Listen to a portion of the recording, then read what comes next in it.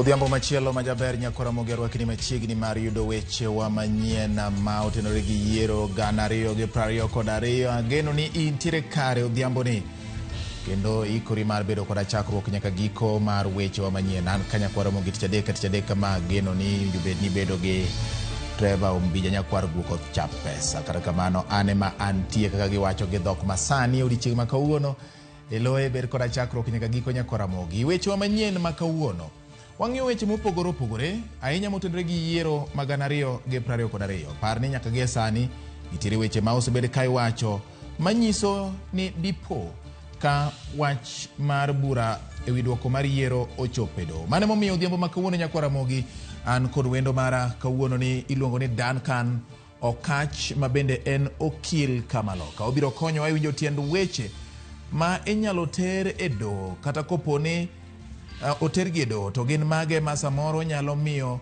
ratil mar doho nyakwar Ramogi leng'ore nyakonchiel kini jogo momakne gi bura kod jok momako bura. Magi to kod mamoko nyakwar Ramogi ber koda chakruok nyaka giko. Mokwongo weche manyien ma wamiyo pek. Public servants across the board, all the way down to the chiefs and their assistants, we will be expecting them to serve Kenyans equally. Jatend piny moyier William Ruto yango ni jotije sirikande ok bi donjore e siasa e kinde ma kweth mar Kenya Kwanza pangore ne telo. Ours is victory deferred, but it's coming home. And that's the message to everyone. Kweth mar Azimio chako safar mar chwalo ng'ur margi e doho to kwedo duoko mar ombulu mar komtend piny. Duol matayo yiero IEBC ochoro mbele yiero duto mane gichano timo juma manyien.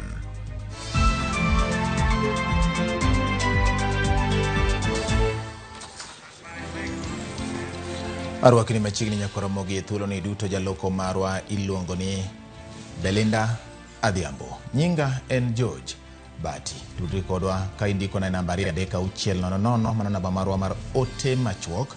Bende nyalo luwa e Facebook mar Ramogi TV, YouTube kaachiel kod Twitter @Ramogi TV Kenya.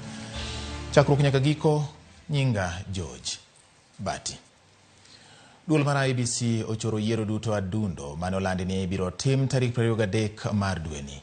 IEBC yuago nek monja kwede ma giwacho ni medore ni apisas magi. E ote ma IEBC oro ne ute mag fwambo dhiambo ma kawuono gikwedo nek mar apisa margi Daniel Musyoka. Bende gikwedo commissioners ang'wen mothir kod duoko ma giwacho ni atamalo magilieko ni ne okoluore kod duoko ok ni kare. Musyoka ne ochung' ne yiero e kar chung'ur bura ma Embakasi East ka bende nolande lal mare tarik 11 dwe mar 8 higani kod jakom mar commission no Wafula Chebukati. Ringre ne bang'e noduogo yudi e gwenge ma Loitoktok e kaunti ma Kajiado tarik 15 mar dwe mar 8 mar higani.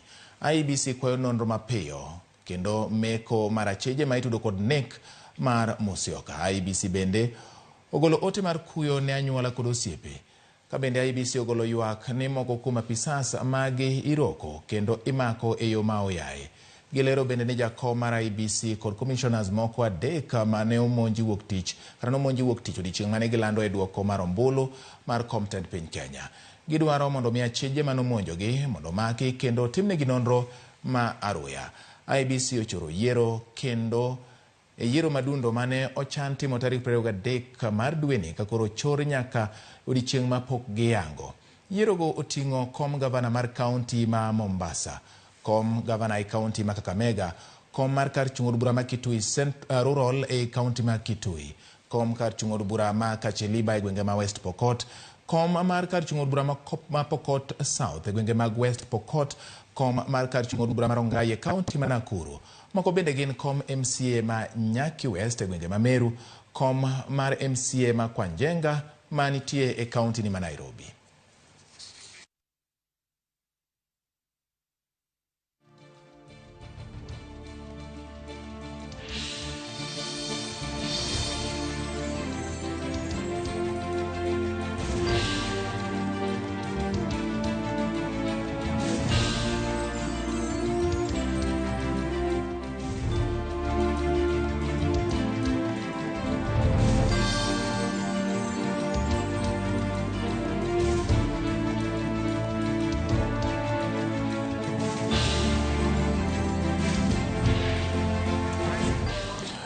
Ng'wech mar kawo telo ma pacho ka pod dhi nyime, jalup Raila Odinga Martha Karua onyiso johera mag Azimio ka oloso bang' romo mane okelo kanyakla jotelo moyier mag riwruok mar Azimio e kar romo ma KICC e buore Nairobi. Karua olieko ni gichano dhi e doho mar kwedo yiero mar William Ruto e yiero ma tarik 9 dwe ni mar 8.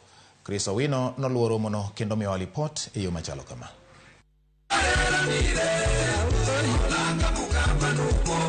Ndalo abich kende to thuolo mar chwalo ng'ur e doho mamalo mogik ewi yiero mar jatend piny rumo, kweth mar Azimio la Umoja obago romo mar chano chenro mag tok yiero.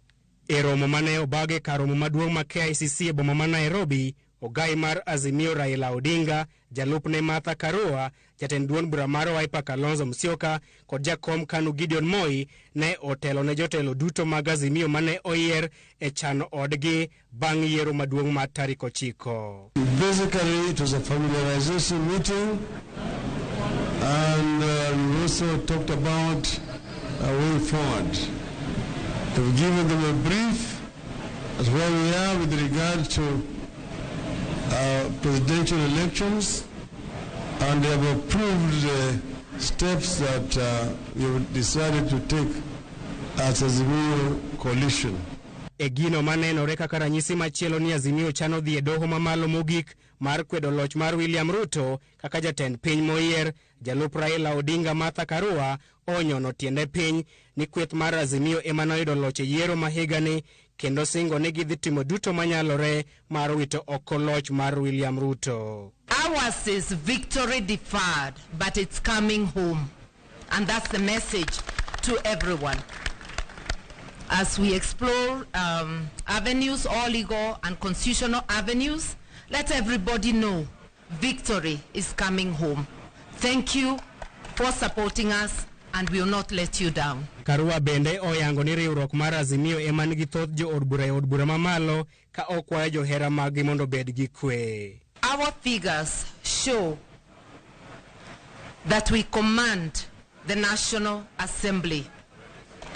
Just like I said the last time, the Senate, our competitors are up by 1, but the National Assembly we command. Jatend duond bura mar Wiper Kalonzo Musyoka osiro lwedo weche mag Martha Karua ka olero ni ng'wech mar kelo lokruok e pacho kae pod dhi nyime kendo kwayo johera kod jotelo mag Azimio mondo riwre kanyakla.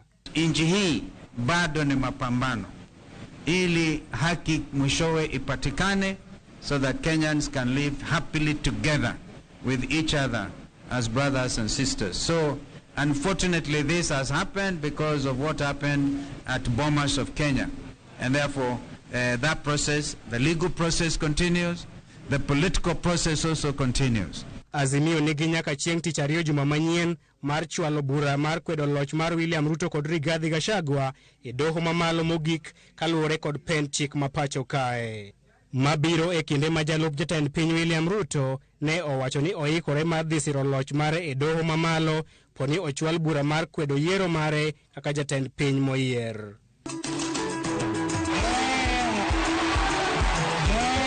Kinde ni mantiere geno ni kweth mar Azimio nyalo dhi e doho mamalo mogik mar kwedo yiero mar jalup jatend piny William Ruto, jotelo mag Azimio osingo matiyo kanyakla mar neno ni giduoko loch e kweth margi. Chris Owino, Ramogi TV, KICC, Nairobi. Doho osechako keto ikruok ne winjo bura ma otenore gi duoko mar ombulu mar jatend piny Kenya ma en bang' kweth mar Azimio la Umoja One Kenya lieko mar luwo yor chik e chwalo ng'ur margi kotenore kod duokono. Ndalo achiel bang' kweth mar Azimio la Umoja One Kenya yango ni gidhi luwo ling'any mag chike mar manyo ratiro kaluwore kod duoko mar ombulu mane oyangie William Ruto kaka jaloch. Ikruok koro chakore e doho poni ibiro chwal ng'ur makwedo duoko mar ombulu no. E doho ma Milimani e kaunti ma Nairobi, chenro koro chakore. Apisa mag obila ne obedo kod romo mokwongo mar keto kare kaka gibiro keto arita e alwora mar doho no kod ei agola ma igeno ni biro winjie bura poni ochwal ng'ur e doho. Kotelnegi kod komandant mar obila mang'iyo weche mag doho Lazarus Opicho, obila go omi chik mar biro keto wang' ma ok diamre e kinde ma iwinjo bura ma ilieko chwal e doho kod kweth mar Azimio la Umoja One Kenya. Kaluwore kod Opicho, onge ng'ata ng'ata ma ok bi nywande bura ma ibiro yiene donjo e doho poni ochwal ng'ur e doho. E agola ma joyal buche 7 mag doho maduong' mogik ma winjo bura motenore kod duoko mar ombulu mar jatend piny biro bede, kombe oseiki. Kata kamano, mana okinde kod joyal buche kende eme biro yiene gi donjo e agolano ka obila mani kod lemo mamalo ibiro keti e dhot mar neno ni mana joma opuodhi kende ema oyiene gi donjo. Burano igeno winji kendo ng'adi kod joyal buche 7 mag doho mamalo mogik kotelnegi kod ogai mar doho maduong' Martha Koome. Martha Koome ne oyier kaka ogai mar doho higa mar 2021 kendo bedo ogai mar 3 mar doho e bwo katiba manyien mane oganda jo Kenya opuodho e higa mar 2010. Koome ma bende miyo mokwongo e lemono Thurka biro chwo kom e bura mare mokwongo makwedo yiero mar jatend piny Kenya kaka ogai mar doho poni ochwal ng'ur e doho. Philomena Mwilu men jalup ogai mar doho kendo mani kod lony mar arieya kaka jayal buche doho mamalo biro kelo lony mare burano bang' bura maket kod mano ma higa mag 2017 kama ne giwito loch mar Uhuru Kenyatta bang' ng'ur manochwal kod kweth mar NASA. Burano bende ibiro bede kod jayal buche Smokin Wanjala ma osebedo e doho no chakre 2011 kama dhi bedo bura mare mar 3 motenore kod duoko mar ombulu mar jatend piny bang' mano manomaki higa mar 2013 kod 2017 ka e bura mag 2017 ne ogoyo ombulu mar wito oko loch mar Uhuru Kenyatta mana machal kod jayal buche machielo Isaac Lenaola ma bende ne ogo ombulu ka othir kod loch mar Uhuru Kenyatta e kinde bura mag 2017. Jayal buche Mohamed Ibrahim ma bende en achiel kuom jayal buche mokwongo e doho maduong' mogik Supreme Court igeno ni dhi kelo lony mare burano kata obedo ni ne ok ogo ombulu e kinde bura mag 2017 ka Njoki Ndung'u mane osiro loch mar Uhuru Kenyatta e bura mane joriwruok mar NASA ochwale doho bende dhi chwo kom e burano. Gi lony mare mar higni 34 kaka jayal buche, William Ouko mane ogwele doho no higa mar 2021 bende en achiel kuom joyal buche mabiro winjo kendo piedho neno ma ibiro chwal e nyim doho gi kweth mabiro mako bura makwedo loch mar William Ruto kaka jaloch e yiero mar tend piny Kenya. Bang' ka kweth mar Azimio la Umoja kwedo duoko mar yiero e kom tend piny Kenya kendo yango ni gibiro kedo ne ratiro margi e yor chik, jopiny bende medo golo duondgi e wi okang' makamano. Ali Abich ne ogwelo pach moko kuom jodak mar kaunti ma Homa Bay kendo miyowa lipot e yo machalo kama. Tich ariyo jumani jalar kom tend piny kod otiko mar Azimio One Kenya Alliance Raila Odinga ne okwedo ayanga duoko mar yiero manoyango William Ruto kaka jaloch e kom tend piny. Jo Azimio ramo ni gibiro kedo ne ratichgi e yor chik ka koro nenore ni ginyalo chwalo ng'ur margi e doho. Jopiny moko oyiego okang' mar luwo yor doho. King'iyo Article 22 gi Article 258 mar the Kenyan Constitution wacho maber ni every person has a right to institute legal proceedings kopo ni there is a denial, infringement or a threat to the constitutional values mobedo anchored within the premise mar the law. An gi pacha na wuon aneno ni okang' mano ka ono winjore makare. Moko kuom jotelo mawuok e imbo mar piny Kenya bende orwako wach makamano ka gikwedo duoko mar yiero mar jalar kom tend piny. Hatuna reject zile results za jana za presidential elections kwa sababu zilikuwa zimeibiwa. Tuko na imani ya kwamba Mheshimiwa Raila Amolo Odinga bila ameenda kotini, those results za jana zitakuwa overturned. IEBC vile imetangaza kuwa kupitia kwa Chebukati kuwa Ruto ni president elect. Sisi tuna support wale 4 commissioners wale wamesema uchaguzi haukuwa halali na rais, tunaamini rais ni Raila Amolo Odinga. Jopiny moko to wacho ni gionge geno kod doho. Kot be idhi mana mawa, kot dhi yuare ma pod idhi mana mawa jowadu. Ok wadwa dok e yiero. Wadwa ni commissioners 4 ka oland mana ni babe oloyo. Wadagi wach kot, wadwaro ni mondo jo IEBC 4 ka gichung standby kaka giwacho ni ni signatory margi ne ok oswon in. Adiera kata in mana ka in e group. Ka in e group to ka signatory matiye mamiyo gimoro dhi nyime. To ka onge gimo dhi nyime. Gimo dhi nyime signatory ko dhi nyime mana matiene ni ng'ano mano forgery mano kuol ready. Wasebedo gi kech mok wayud chiemo kwa paro baba. To ka koro baba siko en mana ng'ami kwalo. wang ni kiko doge court mondo wayud gima diera. Jodak e kaunti ma Homa Bay medo jiw mondo nyakwe kendo gidhi nyime gi chenro gi mag tich kaka pile. Wakwayo ni mondo gisik gi kwe mondo mi kata kochopo kama koro nyithindo dhi sikul to nyithindo odhi e sikul e yo makare. Joma tatu, jo apiko, jo wala duto te oyawo ohandgi mondo mi ji oyud chiemo, mondo ji oyud pesa ma ji nyalo konyore godo kinde ka kinde. Bang' ka ogai mar Azimio Raila Odinga kwedo dwoko manogol kod IBC kendo singo madhi e doho, jodak e kaunti ma Homa Bay ogolo paro mopogore, ka moko kwedo wach dhi e doho no endo, to moko to siro wach dhi e doho ka giwacho ni mano e yo kende mabiro miyo Odinga yudo ratiro mare ma giwacho ni ne omaye gi duol mar IBC. Ali Abich, Ramogi TV, Homa Bay. Abiro keto telo makare mabiro nyayo demokrasia mar Kenya. Mae ote ma ogol kod jatend piny ma oyier William Ruto e romo mane obed godo kod jogo manoyiere lemo mopogore opogore e kweth mar Kenya Kwanza e boma ma Nairobi kawuono, kaka imiyo waler kod jafwambo marwa Sharon Ong'ao. Ruto mane loso e romo makamano oyango no biro dhi nyime gi chenro mage mar neno ni komiti motelo ne lokruok mar telo otiyo kare kata bedo ni kweth mar Azimio chano chwalo bura makwedo loch mare e doho. Shortly, we will be suggesting members of Kenya Kwanza to the transition committee. I think we are doing that today, so that the process of the transition can kick in and we can go towards concluding the matter of the election. And we are going to have a discussion so that we can adjust and amend the standing orders to make it possible for cabinet secretaries to get to the floor of the House and answer questions and explain government policy on the floor of the House, so that the people's representatives, members of parliament and senators, can interrogate what their government is doing. Mag piny owacho okonywando tijigi kod siasa.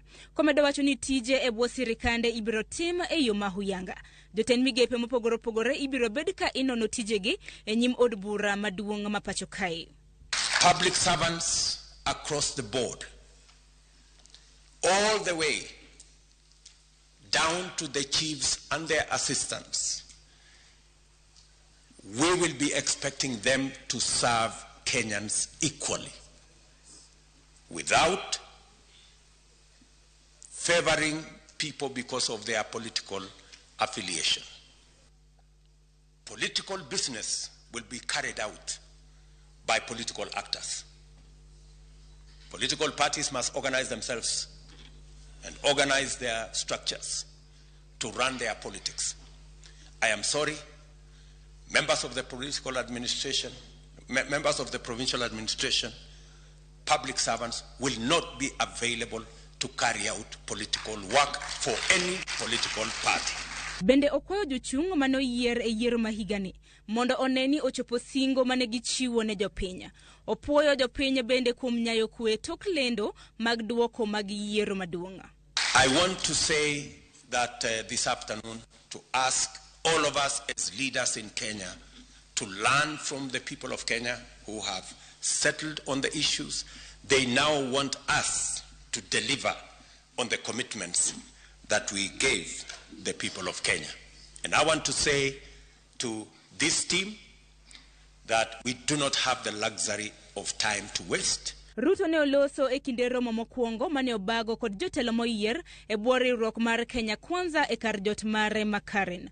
Romo mane oywayo nyaka jodito mopogore opogore e riwruok mar Kenya Kwanza. Jatend piny Kenya moyier William Ruto osingo mar tiyo kod jotije mag piny owacho masani. Kosingo ni okobiyiene josiasa mar mondo mi odonje e tije mag jotije mag piny owacho. Sharon Ong'ao, Ramogi TV, Nairobi. Toklande kaka jatend piny Kenya moyier wuok tich mar juma ni William Ruto koro ng'iyo kaka odhi chako chopo singo manomiyo jo Kenya e ndalo 100 tok kao loch. Jalieta chiwo lere wi gigo ma Ruto ne osingo ma nyaka ochop bang' chamo muma kaka jatend piny Kenya. Kata poko chamo muma ayanga, jatend piny moyier William Ruto nigi mesa mopong' kalure kod chopo singo ne jo Kenya. E manifesto mare mane oyang tarik 30 mar dwe mar auchiel higani, Ruto noketo piny gik modwa timo e ndalo 100 to kaw apis ka wach mane oketo mbele en duoko piny nengo ngima. You heard me specifically say 3 things: create jobs or employment, expand the tax base, and grow tax revenue. That is the strategy of our plan. Irito neno kaka odhi duoko piny nengo mar dak ka medruok mar nengo gik moko ochopo atamalo 8.3 e dwe mokalo kaluwore kod bech mo kod chiemo. We are committed as Kenya Kwanza to pull out the country from this storm. And we start with what we have. We strongly believe, from the recommendations that we've had, that the single most important asset that we have as a nation is our human capital. Madhi machiegni kod ngima moidho en singo mar loso tije kokalo jiwo ohenni kane owacho ni obiro keto omenda maromo bilion 50 higa ka higa mar siro ohendni. One more time, we will have our cotton industry up and running, and we can push that industry to another 100 billion shilling industry. Ruto bende nosingo mar duoko chien bech gige pur kowacho ni mae dhi konyo e duoko chien bech chiemo mani malo. Ile mbolea mnanunua leo na shilingi karibu 7,000, tumesema tutarudisha chini kutoka 7,000 mpaka shilingi 2,500. E weche mag somo ahinya to yor somo manyasani mar CBC ikruok itimo mar rwako jopuonjre e skul madundo dwe mokwongo higa manyien. Irito neno kaka odhi keto chenro gi makare kanyakla kod ng'ama dhi mako migaono kosebed kigolo paro mopogore opogore e yor somo mar CBC. I want to thank His Excellency the President for having given me an opportunity to serve the children in both primary and secondary school, because those are the ones I've fallen in love with. And you'll see me moving around the country, hopefully until the day that we have a new head of state. Kedo gi mibadhi e wach machielo ming'iyo mondo tend William Ruto okedgo. Jatend piny mawuok Uhuru Kenyatta e chakruok higani nowacho ni piny Kenya lalo bilion 2 odiechieng' kodiechieng' mikwalo kod jotije sirkal. Lipod riwruok mar Transparency International higa mokalo noyango ni piny Kenya nie namba 128 kuom 180 e pinje ma mibadhi okwako. Mise maduong' mar kampen Kenya Kwanza en gino mane gidendo ni bottom up mane ng'iyo tero omenda ne joma yuto gi ni piny kokalo aguch omenda mane gidendo ni Hustler Fund. Hiyo Hustlers Fund iteremuke chini, wakina mama zetu na vijana wapate kuanzisha biashara na wapate kubadilisha maisha yao. Mpate pesa ya serikali ambayo haina interest, ambayo hautauliza security, ndio tuinue biashara ya kila mtu kutoka chini tukipanda nayo juu. E singo gi duto omenda dwarore. Penjo maduong' en kaka odwa siro chenro go ka budget hik omenda ma higa 2022 2023 nosekadhi kanyakla kod neno ni jo od bura mirwake tich juma manyien opodho budget mambalang'. Jaelieta, Ramogi TV. Kodhi e gwenge makadho wadnam chumbi en ni jalar kom gavana ma Mombasa kod otiko mar ODM Abdul Somad Nasir ogolo ote bang' ka duol mar IEBC ochako choro chieng' yiero nyime. Wawinje gima wacho e weche motenore kod wach mar choro nyime yiero mar kaunti ma Mombasa inyato e kom mar gavana.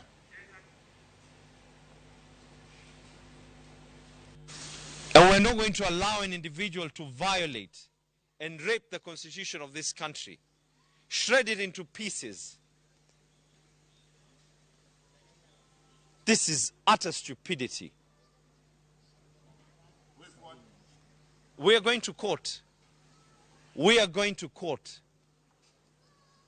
And we're going to demand, because there are only 3 instances where an election can be postponed. One, in the event that there's a serious breach of security. Let me ask you, have we had any incidences of violence in Mombasa? Nothing. None of those people, none of those staff members have even said that their lives are being threatened or anything at all. Do we have any natural calamity that has happened in Mombasa? Do we have any breach that has actually gone to show that there's been a malpractice?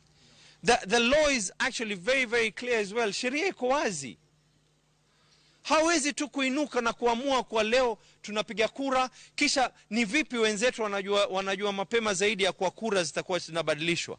Ili ya kwanza mbeleni, wenzetu walikuwa katika mstari wa mbele ya kwa tunajua kura itabadilishwa baada ya wiki 2, kabla hata OCO hajatoa amri hiyo. Hii nyingine wanainuka na kuanza kuamua tu.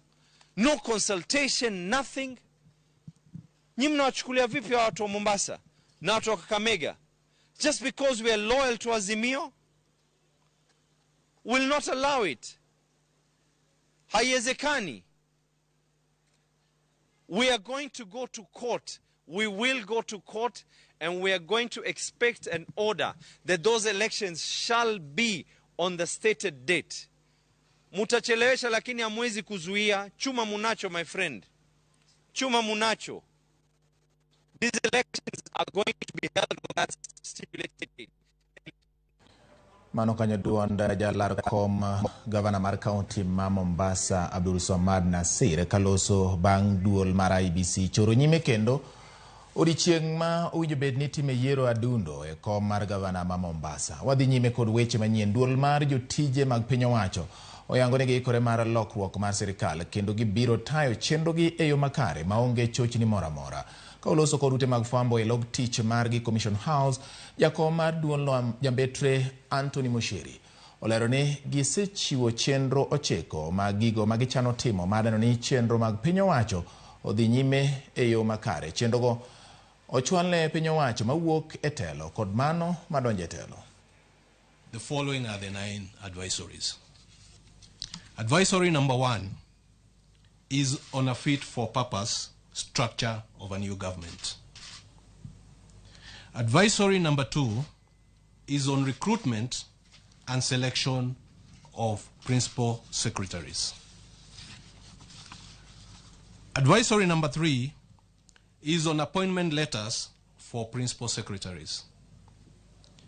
Advisory number 4 is on delegation instrument and vesting of the role of the authorized officer. Advisory number 5 is on a high-level induction program for cabinet secretaries and principal secretaries. Advisory number 6 is on exit of serving principal secretaries and safeguards for seamless continuity of service delivery. Advisory number 7 is on the management of the exiting cohort of advisors and other auxiliary personal staff. Advisory number 8 is on devolution, intergovernmental relations, and modalities for transition of staff from the Nairobi Metropolitan Services and related matters upon the lapse of the deed of transfer between the central government, the Nairobi Metropolitan Services, and the county government of Nairobi. Finally, advisory number 9 is on the institutionalization and reinvigoration of performance management, reform, and transformation in the public service. Ramogi na nyisi motelo ni abiro bedo gi wendo mara ka wan kode luongo ni Dan Kanokach. Ramogi en okil. Gimondo angoe mbaka kawuono mondo ang'i ahinya en wach wach moseliekore ni nitiere kaka inyalo chop kod ng'ur e wi duoko mar ombulu mar jatend piny Kenya e doho. Kopo ni ok idhi mabor to ma wach ma ibiro winje yo adimba moko kuom thuoke madito manyalo mi bed gi ng'eyo ni gin ang'o gini manyalo timore e doho. Ere kaka burani nyalo bedo gi pek, mage manyalo kelo loch kata mage manyalo kelo dok piny e burani. Kete kanya kwa Ramogi wadhi e yweyo ka waduogo wan gi mathoth kokalo Ramogi TV. Nyaka gie sani yiena monda mosi okil Kamaloka Dan Kanokach. Ero kamano. Irio nade? Ario maber, ario kwa dach Nairobi kae. In maber? An maber. Imbi sego kwano. Kwano moro nyogo nyoro ka. Sego kwano. Mano to na tema to ang'eni pod areme kwano no.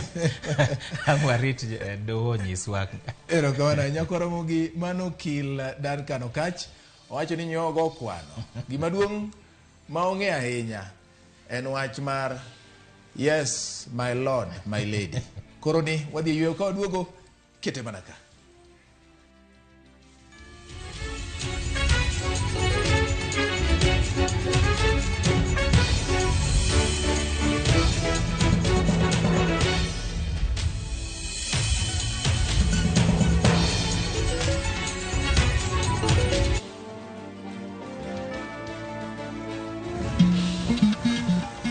Oganda en kitgi. Joluo bende wan gi kitwa. Wakelo ni luo kitwa gi timbewa. E chenro mar 111. Ngeso ka ngeso, saa 1:45 mar otieno, girabala kwasi wad girajabu. Kododhiambo wonyangege.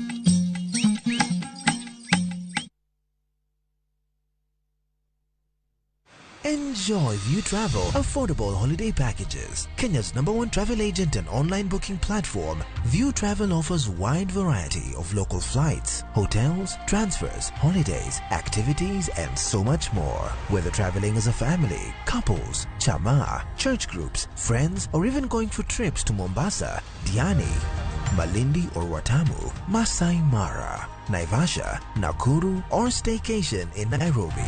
Call 0703-254-254. This is Kenya. Dream, explore, discover. Powered by Citizen TV. Shabiki Jackpot mbao wiki hii. Cheza mechi hizi ili ushinde 21,068,922 shillings. Shabiki Jackpot mbao, the easiest jackpot in Kenya. Taking note for persons under the age of 18. Betting can be addictive. Play responsibly. Shabiki.com is authorized and regulated by the BCLB. License number 416.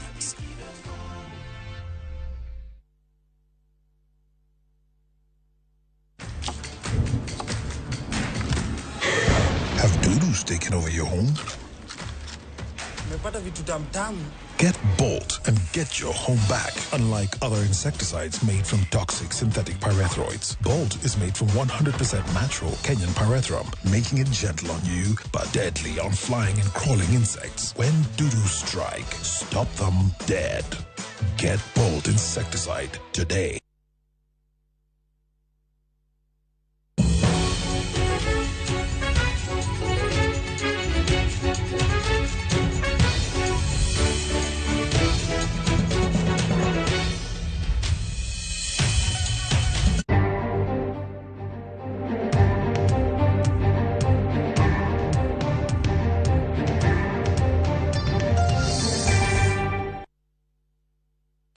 Erokamano nyako Ramogi kaka nasingo ni wa duoka gi twak marwa mabende otenore gi yiero magana 2022 nyako Ramogi. Koro gi sani ber kora chakruok nyaka giko kain kod penjo mora mora inyalo oro na nambari 3 kotenore kod wach mar burani. Mana kaka nasingisi wan ka kod okil Kamaloka. Okil lengisa ka ne kiyudo okil ma ong'eyo kwano ahinya.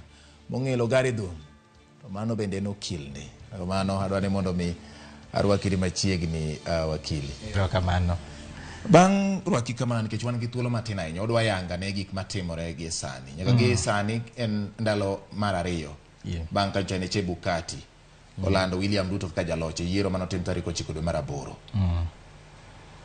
Azimio la Umoja wan Kenya ma jal mane lero kod otiko no Raila Odinga nyoloso gi jopiny midhiambo manyoro kawacho ni nyaka gi sani gi luwo yore duto kata gi luwo yore duto mag chike mag neno ni gikola dieri kaluwore kod duoko manolando William Ruto kata mano yango William Ruto kaka jaloch. Kako okil jakom mar IEBC Wafula Chebukati wacho ni gik moko te oketa yanga gima giluongo ni portal mar IEBC. Chik mar yiero ni wacho nango kotende kod wach mar lando duoko ma apenji kaluwore ni commissioners 4 mag IEBC other gi duoko mane oland gi Chebukati.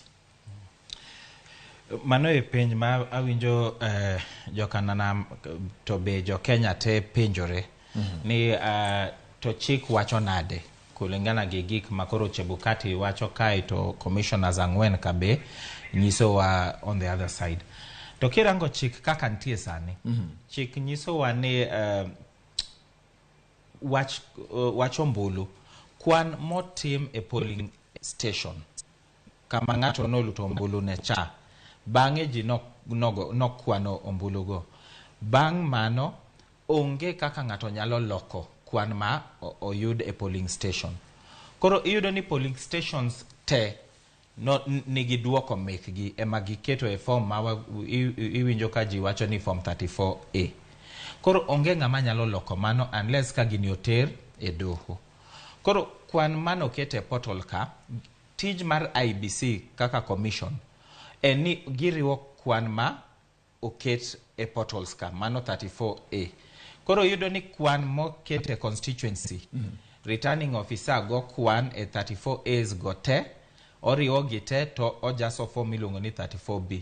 Momiyo wa kwan ma giyudo e polling stations te. Koro kose chopo ka IBC kacha, yudo ni commissioners te gi Chebukati nono forms go te kaka no kete portal kacha, bang'e gi yudo documents gi form 34A gi B mokela kela direct kuom gi. Koro gineno ka ntie pogruok moro, ka onge pogruok giwach ema koro gilandonwa kaka ne waneno koro ka gilandonwa. Koro bang' mano ema koro giriwo gi te to ginyiso wa ni ng'amo yudo kuradi, ng'amo yombo yudo kuradi, to ng'amo yombo yudo kuradi.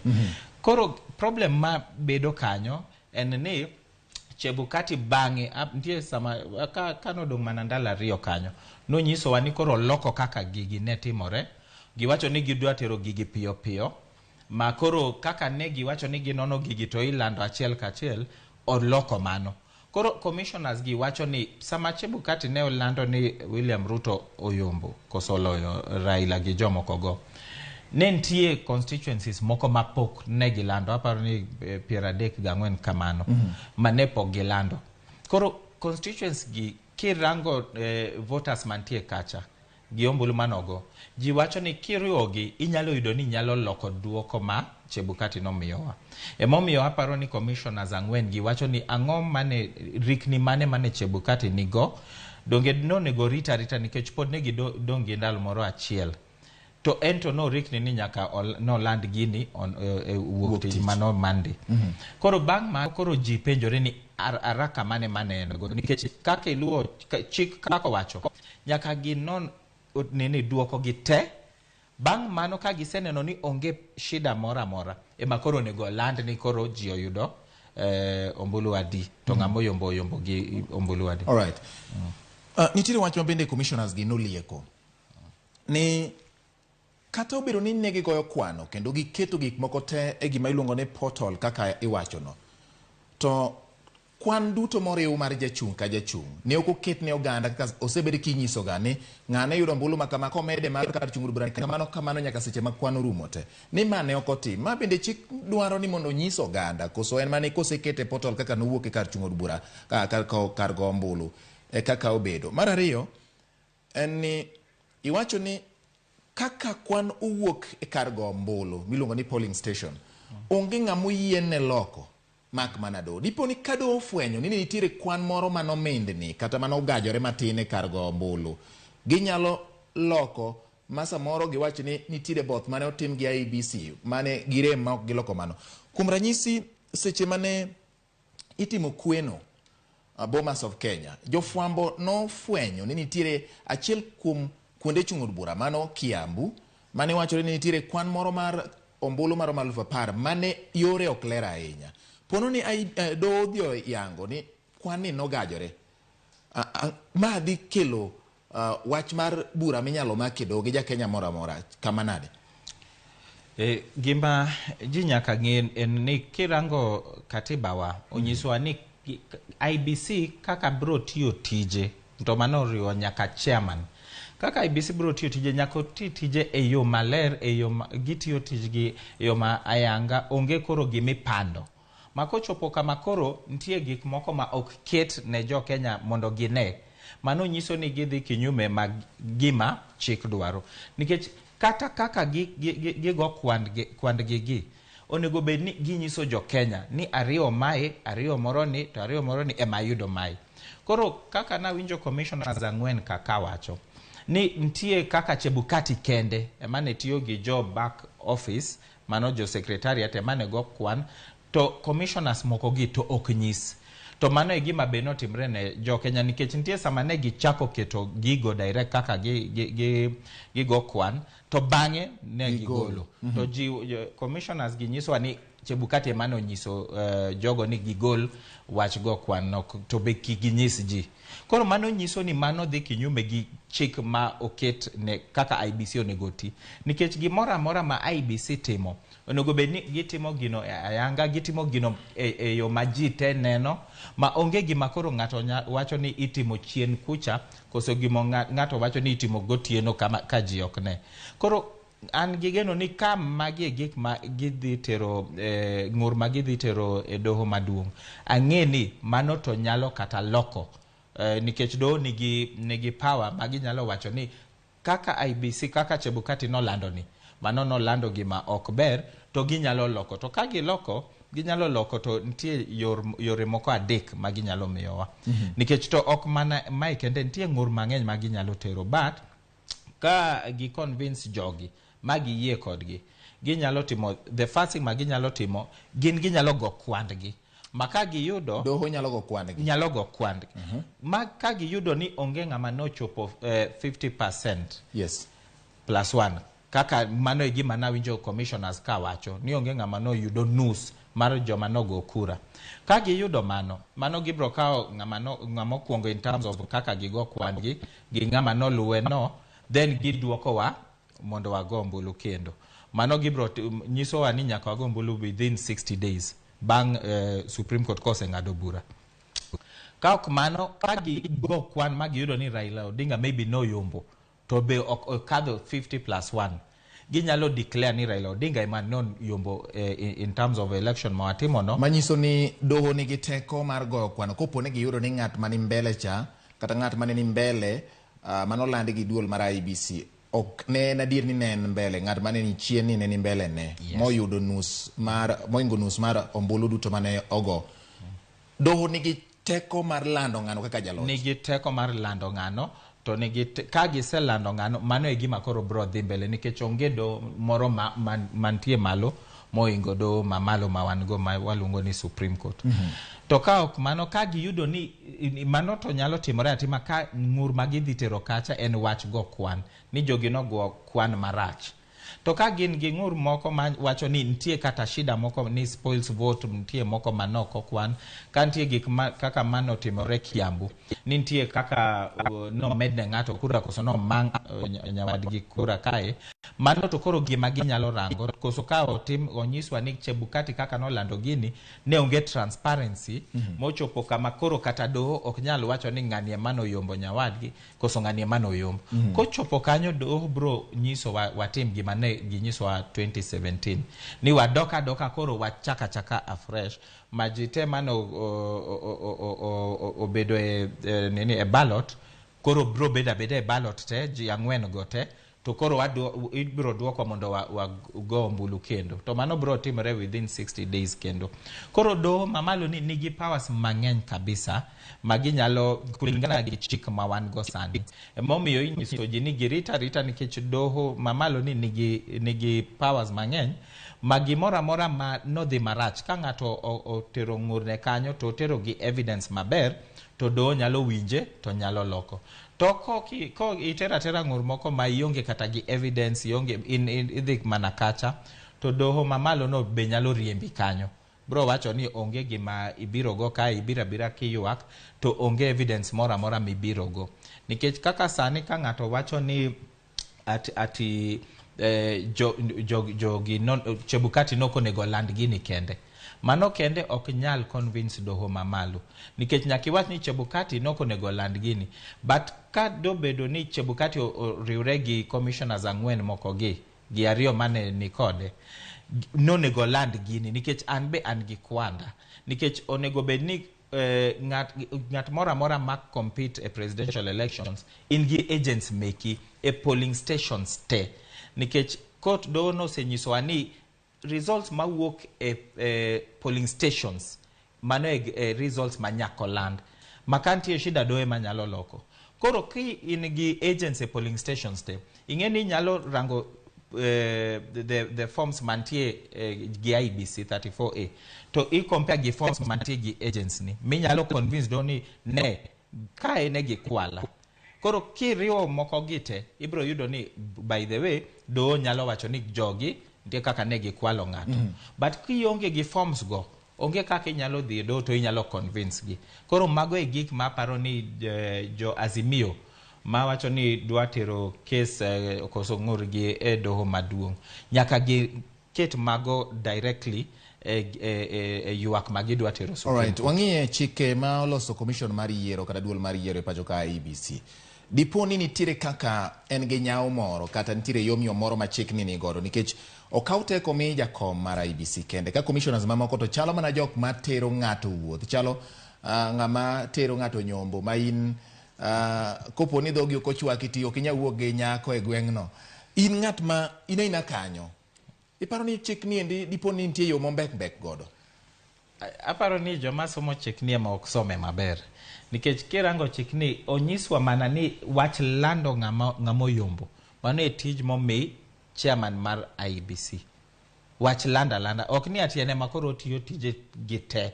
En wach lando to mano gima ber kabisa nikech inyalo yudo ni wang'ni maybe mana Chebukati molando. To inyalo yudo ni ka waonge gi chik machal kamae yudo ni ji ariyo olando jomopogore. Koro ibro yudo ni mano nyalo kelo shida Kenya kae. Koro gima itimoga ni oket ni Chebukati kende koso chairman ema nyalo lando. To kadi ket ni kapok chairman olando jogi te keto kokgi kata gi sign mar nyiso ni mae duoko ma goyo kwano ma wariwo kaka commission ma wayudo ni ng'ani emoloyo to ng'ato keto koke kamano kasto gimiyo jal moloyo. Iparo ni mae ok nyal kelo berne jo Kenya? Mano ok nyal kelo berne nikech ing'eni inyalo yudo ni ng'at moro achiel maybe ok oketo koke.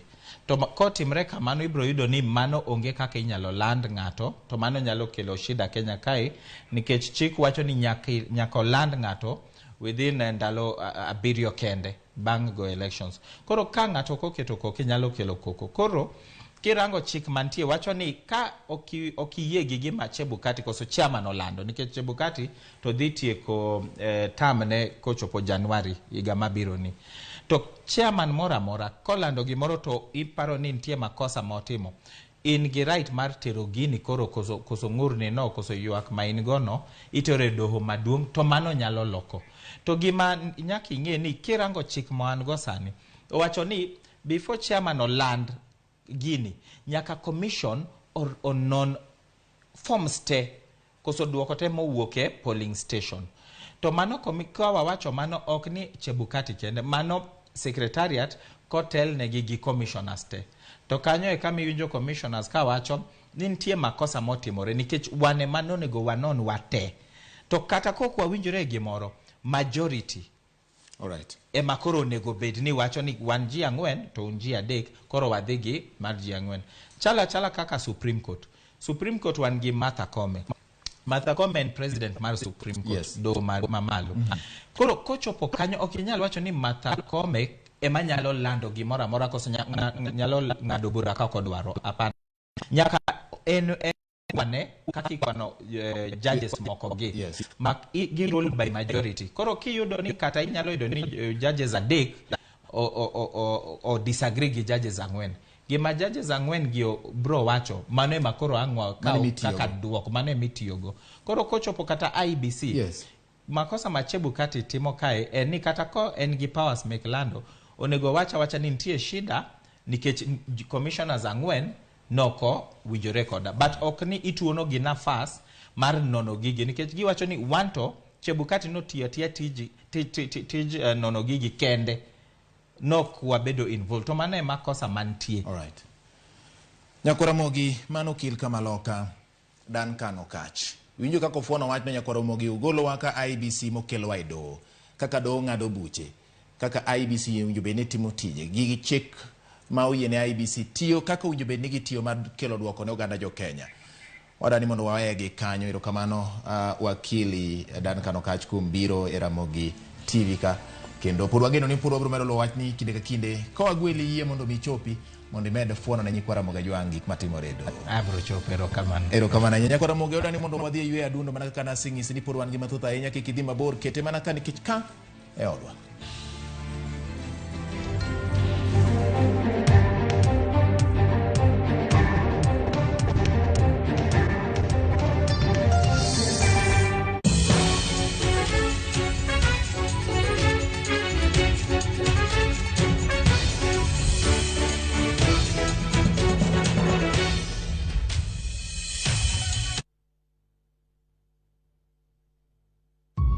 Sharing is caring. 2-in-1 in a bonga for food. You can buy food with bonga points at any M-Pesa till countrywide to put food on your table and share with those you care about. You can also share your bonga points with family and friends and uplift them by helping them to buy food. To share your points with your loved ones, dial *126# and select Transfer Bonga Points. To redeem bonga points for food at any M-Pesa till, select Lipa na Bonga, put in the till number and the amount in shillings. Dial *126# or download My Safaricom app and let's lift one another. Tuko pamoja, maisha ni tuinuane.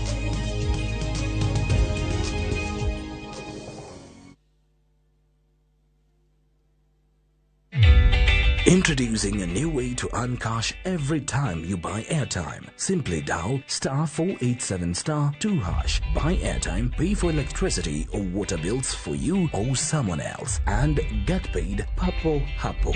Usinunue airtime na tokens bure bure tu. Earn instantly with *487*2#. Dial *487*2# now.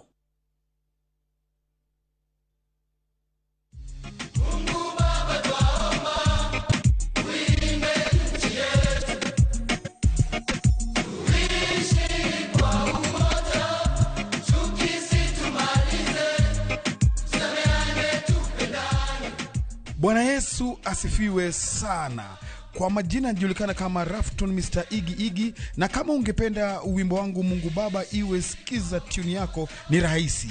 Bonyeza *811*380# na ukumbuke, sikiza na Citizen ndiyo nyumbani kwa wasanii wote. Shabiki.com is all about jackpots, live games, casino, virtual games, weekly promotions, bet builder, bet share, and 24/7 customer service. It's all about football, basketball, tennis, cricket, motorsport, and so much more. It's all about the big wins, the big moments, and the big bonuses. Shabiki.com is all about you, the fun. Kuwa Shabiki. Play now. Strictly not for persons under the age of 18. Betting can be addictive. Shabiki.com is authorized and regulated by the BCLB. License number 416.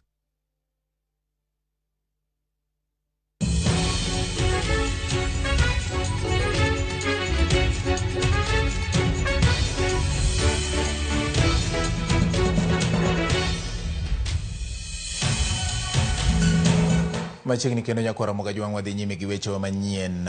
Yiero gana 2022 ndalo ariyo tok kane olandi duoko mar yiero e kom jatend piny Kenya. Jo Kenya medo jiwore kendo dok kuondegi mag ohala ka gimedo nyayo kwe. Wadhi nyaka e kaunti ma Kisumu kama Millicent Adhiambo menyonwa lwasi mar ohala. Kuom ndalo ariyo sani nyaka nyocha ne land jaloyo e kom jatend piny Kenya. Ohala ok osebedo ka dhi nyime ka thoth dukni kod johala mang'eny nyocha oloro nikech buok kata luoro kotenore kod ni chal ka gima ne tulo nyalo wuok. Kata kamano odiochieng' ma kawuono bang' nyono ndalo ariyo giduogo kidam mondo mi gichak temone ginene ka bende ohala nyalo dhi nyime. Wuok tich jumani Tije kod ohala mathoth ne onindo e boma ma Kisumu kaluwore kod luoro mane okwako piny ka jo Kenya ne rito duoko mar yiero. Jowuoth mang'eny bende ne ong'uko wuodhegi ka weg nyamburko ne kwano lal. Odiochieng' ma kawuono to lwasi mar yuto mormor, ohala chier kidam kidam, kar chungo nyamburko bende odich. Morris Owuor en achiel kuom johala madaso yuto e chuny boma ma Kisumu. Osebedo ka otedo mandas kuom higni 5 mokalo.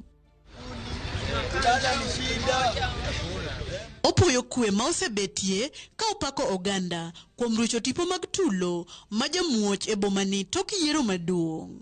Kaka an ng'ama tedo mandas ni ema chulo go school fees, mandas ni ema chulo go rent kama dake, mandas ni ema nyithindo chamo. Koro onge ka gima nyalo timo ka koko ng'eny kama nyaka chuna ni nyaka beda ka tiyo. Tuo benda tuo an ng'ama ng'ol. Ka jopuonjre yawo skunde tich ang'wen jumani, johala ma uso mwandu mag somo bende dengo e wi kwan mar ohala. Tich dhi mbele nikech nyithindo dhi skul, koro wan kaka jomenyo wanyalo menyo mondo oyud kaka nyithindo Thursday biro yawo skul. Biashara pok oduogo maber nikech nyithindo nego beni dok e skul kiny, kata kamano customers biro matin nikech jomoko pok ong'e adier ni to kiny nyithindo ne dogi koso pod ok gidogi. Koro loro kata siasa ni oduoko wa chien nikech wa lose a lot. Wach mar lendo manyo lendo go nyocha ni nobwogowa kendo nochunowa made beni Raila Amolo Odinga nyoko wuoyo nyoro dikoro kar ka pod pap to wawuok oko mondo at least wamanye kidam emna techa onge gimoro mwayudo malich sani. Adier ngima sani tek, pesa onge, nyithindo dok skul kendo kaka jonyuol timre dhog jomoko. Kata obedo ni johala oseduogo e chiro, giywak ni yuto ni piny. Ohala kosedhi maber, dukni osebedo kolor, ok osebedo kwa uso. But kawuono waneno mondo wabi mondo watem nikech kwa bet piny kaka wanya chiemo onge. Lakini ohala pok opik, pod waluor nikech wakia ko ohala biro dhi maber. Seche moko ibiro kaendi jomoko nigi family, of which most of us nigi family. Ibiro kaendi samoro idok e ot gi lweti nono, onge kaka family dhi chiem. Ok osebedo ka dhi maber ahinya. Nikech en ohala moro monego bed ni dhi sate to sama ochung' kamano wabe wahinyore piny koni. Kaka ni use 50 gokinyi kendo chaki uso mana 50 godhiambo to kaka idwa timo jojuok be ok keth sagi gibe gibiro mana kawaida. Koro wasebedo ko winjo mokorore. Oganda go ochwalo duon gi kanyakla ka gikwayo horuok kod medo nyayo kwe e kindeni mondo lwasi mar ohala obed motegno kata ka josiasa pod yware e wi duoko mar yiero mar Comtend piny Kenya. Millicent Adhiambo, Ramogi TV, Kisumu County. Kowuok e mago mag ohala nyakwara mogo wadhie mag somo. Jatend migawo mar somo Ngire George Magoha owacho ni en kod geno ni chenro mar somo ok biro chi kendo kata kaponi doho mamalo mogik e pacho ka oduoko ji e debe. Simfros Okinda nigi ler mathoth. Odiochieng' mar ariyo tok yango jatend piny manyien kod duol matayo yiero pacho kaeri IEBC, kwe oduogo kendo oganda dok e ngimagi mapile. Odiochieng' makiny sikunde iyawo kendo. Jatend migawo mar somo Ngire George Magoha owacho ni migawo mare oseikore makare mar neno ni sikunde duto mag piny owacho oyaw kochakore odiochieng' makiny. Magoha owacho ni ponono ni doho mamalo nyalo biro duoko ji e debe, ber mondo jopuonjre kik dog pacho. If the children are already in the boarding classes, in the boarding schools, and those boarding schools are to be used for a day or so, those children will not be taken home. They can, for example, be told, for this day, they just play games and remain in the hostel. It is much better and easier to deal with it that way. Ewi chenro mar lai manyasani mar somo mano mar CBC, Magoha wacho ni migawo mare oseloso ikruok makare ne chenro ni. Most of the counties in the central region are at over 90%. Most of the counties in the Nyanza region are also over 90%, followed by the eastern region and the northern region. Globally, we are basically at 75%. Kaka yo mar goyo riti mar tieko tiyo e migaono, Magoha bende nokawo thuoloni mar goyo mos ne jok ma osechwanyo e kinde duto manotiyo kaka jatend migao mar somo. Ka osigo tiyo nyaka chop jatend piny manyien cham muma. I want to say without any fear of contradiction that if any of those jokes went to the wrong side, that was not the intention, and my apologies to the general public about that. There is nobody who is perfect.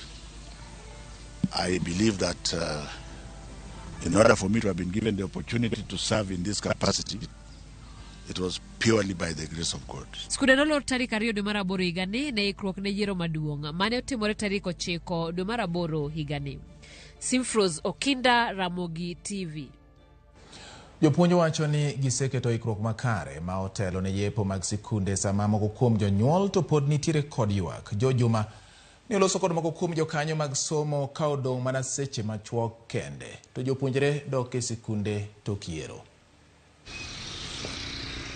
Ng'wech mar kampen mar siasa nyocha ogik e debe kendo sikunde ne olor mar chiwo thuolo ne yiero. Koro jopuonje kaachiel kod jonyuol kwano mana seche kapok oyaw sikunde manolor motelo yiero maduong' chieng' tich ariyo ma juma mokalo. Ikruok e sikunde chalo nade? Hivi leo nimekuwa skulini pamoja na naibu wa mwalimu mkuu wangu. Tuko tunaandaa ratiba ya jinsi tutakapofungua shule kesho. Tuko tayari kabisa ili wanafunzi waingie shuleni, kwani muhula umekuwa mfupi na tukiendelea kukaa nyumbani wanafunzi wataathirika katika mitihani. Jokanyo jiwo jonyuol mondo kote nyithindgi e skunde ka gigeno juko kalendano mar somo mabedo sirochre kuom thuolo mokalo. Sani kendo nyowane siasa kendo weche mag siasa nyomiyo chako lor skunde abruptly mochako affect skunde wa koro nyobedo ne yaw lor en gombo wa kaka jonyuol kendo mai chung mar National Parents Association ni mondo jonyuol release nyithindo doge school. Jonyuol release nyithindo doge school kiny nikech ministry temo mondo wajuk education calendar mondo ring kaka no ringo chon. Wan kaka jopuonj nocho ningo yaw sikul tarik 15 to nyochore nyaka tarik 18 ma en kiny. Adawacho ni wan kaka jopuonj waikore mar dok e sikul mondo wadwa tieg nyithindo kaluwore gi tam machuok kendo mondo nyithindo dhi otim penj dwe mar 11. Kata bed jatend migaono mar somo ngire George Magoha oyango ni sikunde ok bilor kendo kaluwore kod ombulu mane ochor kuonde moko. Jonyuol moko pod kwayo thuolo mar ikruok. Koro nyithindo dhi yepo kaka dwarore, lakini kaka wang'eyo serikal mpango ne wakia, lakini ginyalo songesha. Nikech be wan wachandore kaka wanyalo yudo pesa be yudo tek, lakini watemo njia te kaka wanyalo yudo pesa mondo nyithindegi odhi skul. Jopuonj moko nyokono jonyuol ni mondo school fee balances ni FRS giting apana. Wan kaka jonyuol wakwayo ni kik mondo wakas jonyuol kod wach fees nikech nokor nyithindo dala mondo giomany fees. Nyithindo ogol dala duogo dala mana mondo miyo chiwo nafas mondo tim weche mag yiero matimore sikunde. Jonyuol bende nyiso luoro margi e wi arita ma jopuonjre ka giwacho ni liet mar siasa pod nie yamo. Dwaher nyiso mana sirikal ni sama nyithindo dok e sikul security maggi wagombo ni mondo bed ensured ni skunde war protected, kendo sama nyithindo dok e sikul wagombo ni mondo kik harassment moro bede e towns magwa. Jopuonjre kod jopuonj geno reso thuolo mane okethore e kinde yiero ka sikunde yawo odiochieng' makiny. Jopuonj nigi ikruok, jonyuol mathoth bentie kod ikruok. Kata kamano, gima miyogi kibaji en omendano mar somo. Juma, Ramogi TV, Migori.